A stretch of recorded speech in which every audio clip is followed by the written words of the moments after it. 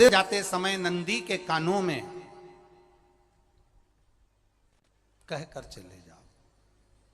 बैठिए बैठिए बैठिए बैठिए। बहुत सुंदर प्रश्न है आपके, बहुत भाव से और आनंद से आपने करा, और जनमानस के कल्याण के प्रश्न है ये, केवल आपके लिए नहीं है, ये सबके लिए इतने जोरदार प्रश्न है। जो गलती भी करते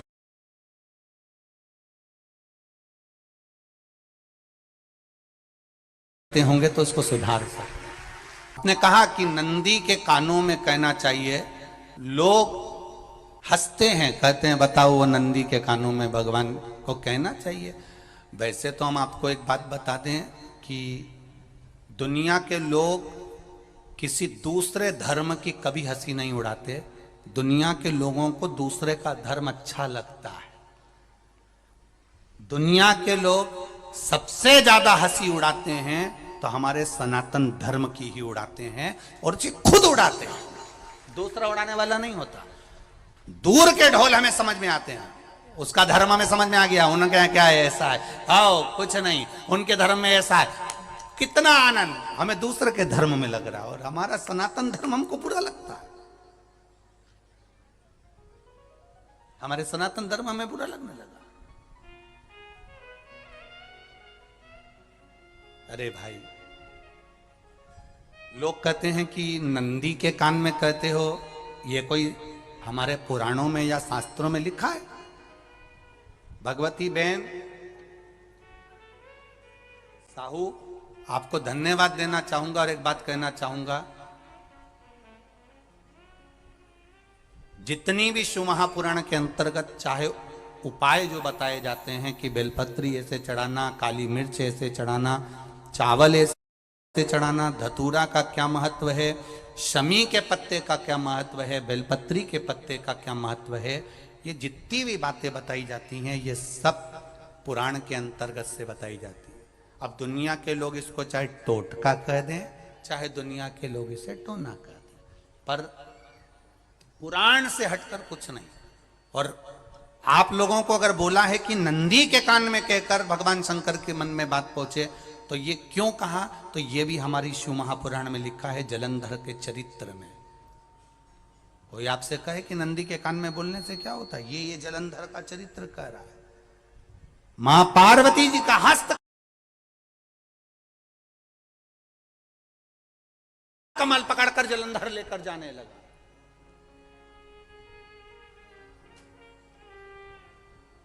वृंदा का पति लेकर जा रहा। वृंदा तो भगवान की भक्ति में लीन रहती थी, उसको तो जलंधर को सबसे ज्यादा तकलीफ थी नारायण से, पर शिव के पास आ गया, क्योंकि ईर्षा प्रवृत्ति अभी कथा में कहा, कोई कोई ऐसा होता है जिसको तुमसे बेर नहीं होता तो भी अंदर से ईर्षा जाग जाती है। कोई कोई ऐसा होगा जिसको अंदर से ईर्षा जागती है, अपने आप अंदर से ईर्षा जागती है, उसका कोई बेर नहीं, और ईर्षा जाग गई।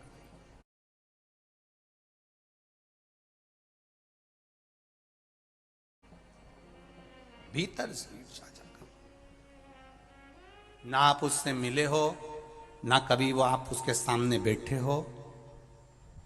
कई लोग किसी ना किसी की बुराई करते हैं तो हम लोग पूछ भी लेते हैं, क्यों साहब उनसे मिलकर आए हो क्या तुम? कभी नहीं मिल किया है, कभी उनका सामना हुआ नहीं हुआ, तो फिर बुराई क्यों कर रहा? एक ने कर दी थी इसलिए हमारे ध्यान में था तो हमने भी कर दी। लो, वो कुआं में डूब के मरेगा तो तू भी मरेगा का? नहीं।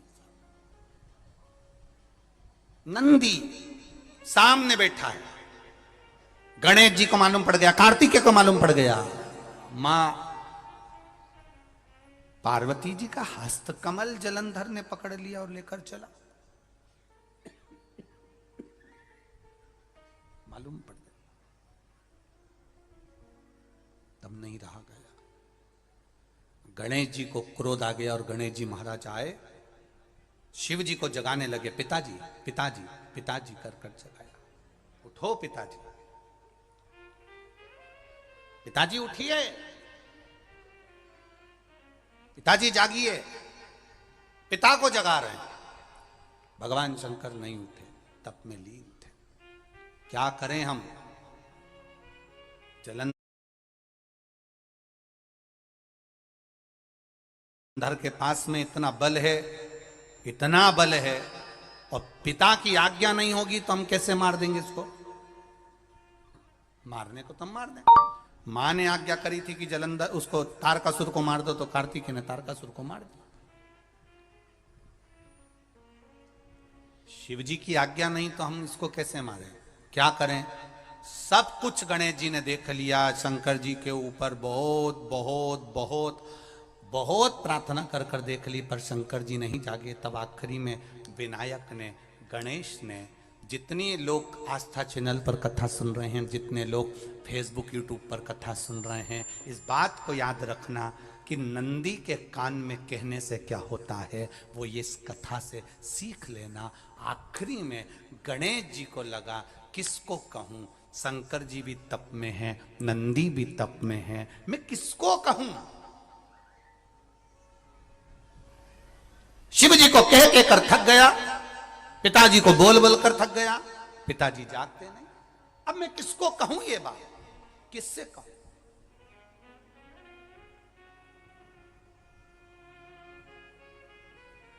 विनायक गए सीधे अब नंदी के पास में। नंदी भी तप में लीन थे, शंकर जी की ओर मुख था, शंकर जी की ओर मुख था। गए और जाकर तुरंत विनायक ने नंदी के कानों में जाकर कहा, नंदीश्वर, मैया का हाथ पकड़कर जलंधर लेकर जा रहा है, पिताजी तप में लीन है, कृपा करिए ना। बस केवल नंदी के कान में कहा, गणेश जी दूर हट गए। नंदी के कान में कहा, शंकर जी के नेत्र खुल गए, शिव जी के नेत्र खुले। ध्यान देना जरा, इस शिव महापुराण की, आशुतोष शिव महापुराण की कथा, जो कथा यहां कही जा रही है, यह कथा पहले के चरित्रों में सुनने को नहीं मिली होगी। जरा ध्यान देना इस संवाद पर, जितने लोग आस्था चैनल पर, जितने फेसबुक यूट्यूब पर सुन रहे हैं। सनातन धर्म की हंसी उड़ाने वाले कह देते हैं नंदी के कान में कहने से क्या होता है, नंदी के सामने जाकर बोलने से क्या होता है, नंदी के पास बैठकर बोलने से क्या होता है, नंदी के पास बैठकर शंकर जी का मात्र दीदार करने से क्या होता है, दर्शन करने से क्या होता है। वो अच्छे से समझ लेना, जो लोग सनातन धर्म पर उंगलियां उठाते हैं, वो अच्छे से समझ लें इस बात को।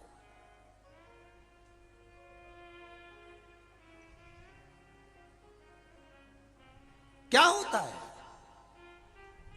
नंदी तप में लीन, शिवजी तप में लीन, शिव नहीं उठ रहे। विनायक ने नंदी के कानों में जाकर कह दिया, नंदी के कान में जाकर कहा, नंदी के नेत्र नहीं खुले। नेत्र किसके खुले?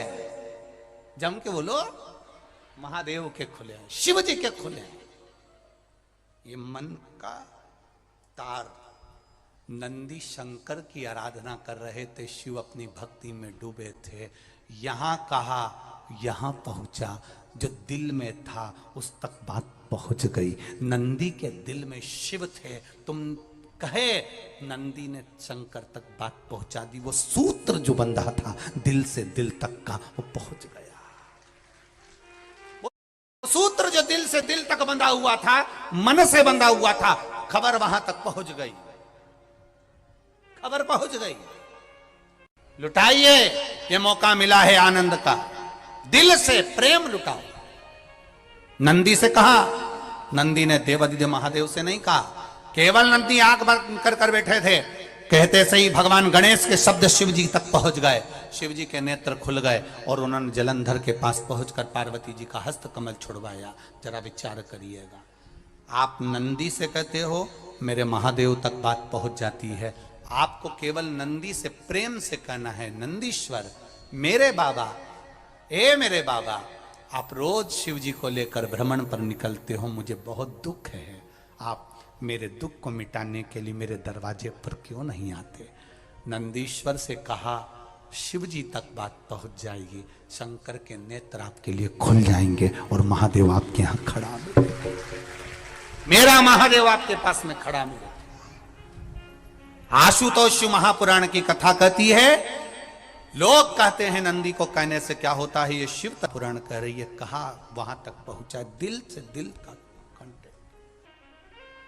हम कई बार कहे आपको, आप लोगों ने सुना होगा शिव महापुराण में कि बहुत दुख हो जिंदगी का, बहुत दुख तकलीफ। जैसे वो बहन ने लिखा, मेरे कर्जे में लदालुम हो गई, तकलीफ बढ़ गई, शरीर का रोग था, 15-20 साल हो गए, आराम नहीं, बेटे भी व्यसन में डूबने लगे क्योंकि कर्जा बढ़ गया। टेंशन में रहेगा आदमी तो गलत संगत की ओर चला जाता, व्यसन में आदमी पड़ने लगा केवल टेंशन के चक्कर में। और आखिरी में हुआ क्या, शिव तत्व को जाना। आपसे भी निवेदन है, जब दुख की घड़ी अपार हो, समस्या बड़ी हो, बहुत तकलीफ हो, बहुत कष्ट हो, एक लोटा जल जब महादेव को चढ़ाने के लिए जाओ, चढ़ाकर 2 क्षण मंदिर के अंदर नंदी के पास 2 क्षण बैठकर मेरे महादेव को निहारना। अपने दिल की बात उसके पास में बैठकर नहीं भी कहोगे ना, तो नंदी के पास मात्र बैठ भी गए, उस नंदीश्वर के पास मात्र बैठ गए, तो वो तुम्हारे दिल की बात समझ जाएगा। तकलीफ बढ़ गई ना, कोई बात नहीं, दवाई खाओ, डॉक्टर को दिखाओ, पर एक बार उस जल को शिव जी पे चढ़ाओ। चढ़ाकर जल लेकर जब घर जा रहे हो, 2 क्षण मेरे नंदीश्वर के पास में बैठ जाओ, नी भी कुछ कहना है मत कहो। एक बार उसके करीब में बैठकर दिल से, मन से मेरे महादेव से जो कहना चाहती हो, बस मन में भी धर लिया, तो मेरे नंदी ने सुनकर वो महादेव से कह दिया, दुनिया का सबसे ज्यादा तप करने वाला, समाधि में लगने वाला, साधना करने वाला, व्रत करने वाला, उपवास करने वाला, तप साधना में लीन होने वाला कोई है तो वो नंदीश्वर है, जो शिव जी के सामने बैठकर उनके सामने हमेशा सामने मुख कर कर तप में लीन रहे। कितने लोग हैं जो भगवान नंदी के कानों में कुछ कहकर आते हैं? बोले हो कभी? सीधे बोल देते हो क्या जाकर? नंदी के कानों में कहने का भी एक तरीका है, आप लोगों को मालूम होगा वो तरीका? नहीं मालूम? ये बेलपत्री की जो डंडी रहती है ना, बीच का जो भाग है, ध्यान दिए ना जरा सा, ये बीच की जो डंडी है, फिर से देखिए, बेलपत्री के 2 पत्ते और उसके पास में जो बीच की जो डंडी का भाग, पास में जो बीच की जो डंडी का भाग है, दिख रहा है आप लोगों को? ये 2 डंडी, ये बीच की 2 पत्ती और उसके बीच में जो 2 डंडी का भाग,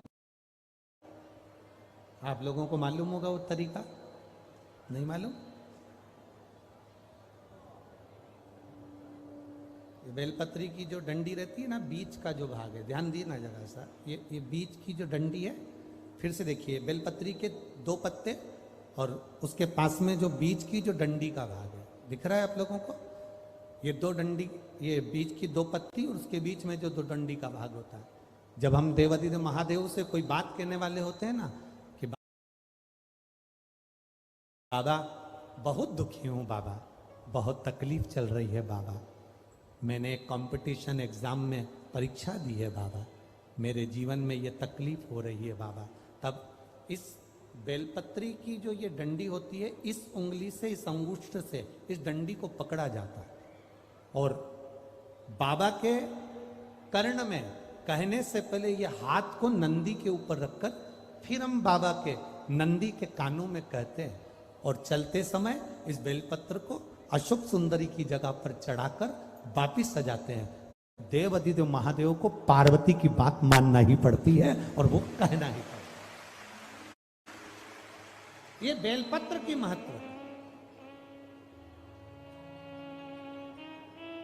ये जितना फल एक बेलपत्र की पत्ती में, उतना की उतना फल हम आपसे फिर कहेंगे। कभी मौका मिल जाए जिंदगी में, कभी तुम्हारे जीवन में अगर मौका मिले और कहीं बेलपत्री का वृक्ष मिल जाए जिसकी छांव तुम्हारे ऊपर पड़ रही हो, तुम्हारे ऊपर अगर बेलपत्री की छांव पड़ रही हो, उसके नीचे बैठकर कभी मौका मिले, एक बेलपत्री का पत्ता मात्र रखकर आप शिव जी का नाम लेकर जल भी अगर समर्पित कर रहे हो ना, तो वो 12 ज्योतिर्लिंग को जल चढ़ाने के बराबर फल प्रदान कर। एक बेलपत्री का पत्ता, एक बेलपत्री का वृक्ष एक बेलपत्री के वृक्ष की छांव हमारे जीवन को कृतार्थ कर देती है, धन्य कर देती है, कृतार्थ। तो जिस जगह पर नंदी मेरे मंदिर के बाहर बैठा रहेगा,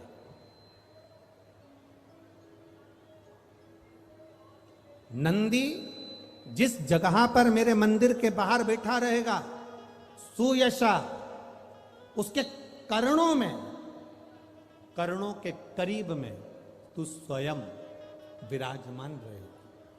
सुयशा, जब कोई नारी, जब कोई पुरुष, जब कोई बच्चा, जब कोई बुजुर्ग, जब कोई भी संसार सागर में रहने वाला मानव मेरे मंदिर में आएगा और नंदी के कान में कुछ कहकर जाएगा, तब तू उसको सुनकर मां पार्वती से कहेगी। और पार्वती जब मेरे साथ प्रतिदिन प्रदोष काल में, प्रदोष के समय, शाम के समय भ्रमण पर जब पार्वती मेरे साथ जाएगी, तो पार्वती मैया जिसके सामने नंदी को रोक देगी, मैं उसके ऊपर कृपा करते हुआ चले जाऊंगा। ये हमारा भाव शिव महापुराण की कथा है। तो शंकर जी के मंदिर जाते हैं तो आप जब वापिस लौट कर आते हैं तो नंदी के कान में, जब हम नंदी से कुछ कहते हैं, आप लोग जब वापिस लौट कर आते होंगे तो नंदी से कहकर आते होंगे ना कुछ ना।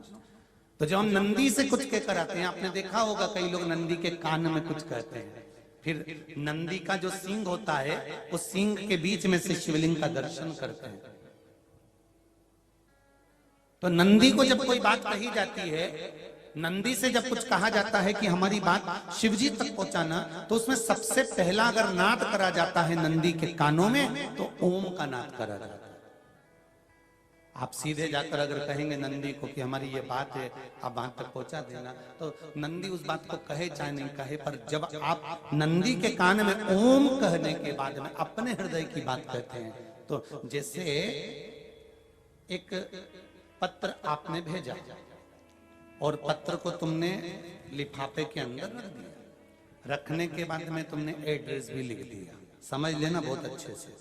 एड्रेस लिखने के बाद में तुमने अपना मोबाइल नंबर भी लिख दिया, सब कुछ कंप्लीट कर दिया। अब इस लिफाफे को तुमको भोपाल भेजना है सागर से, और तुमने ले जाकर इस लिफाफे को डाकघर के डब्बे में डाल दिया। लिफाफा जाएगा, जम के बोलिए, एड्रेस पूरा लिखा है, पीछे तुम्हारा नाम भी लिखा है, मोबाइल नंबर भी लिखा है, सब कुछ लिख दिया, पर लिफाफा जाएगा नहीं। क्यों नहीं जाएगा? क्योंकि उस पर टिकट चिपका नहीं है। 15 पैसे का, 10 पैसे का, 25 पैसे का, या 1 रुपए का, या 2 रुपए का, उस पे अगर कोई टिकट चिपका होता, फिर आप उसको डालते तो जाता कि नहीं जाता? चले जाता। ये ओम सनातन धर्म के अंतर्गत जितने भी मंत्र होते हैं, जितने ब्राह्मण मंत्र का उच्चारण करते हैं, जितने ब्राह्मण मंत्र पढ़ते हैं और मंत्र का उच्चारण करते हैं, उसमें ओम का नाद क्यों करते हैं? क्योंकि ये हमारे श्लोकों को, हमारे शब्दों को, हमारे दिल की बात को टिकट का काम कर कर परमात्मा तक पहुंचा देता है। ये ओम अक्षर, ओम शब्द, ओम नाद। कभी कभी बेलपत्र देखना,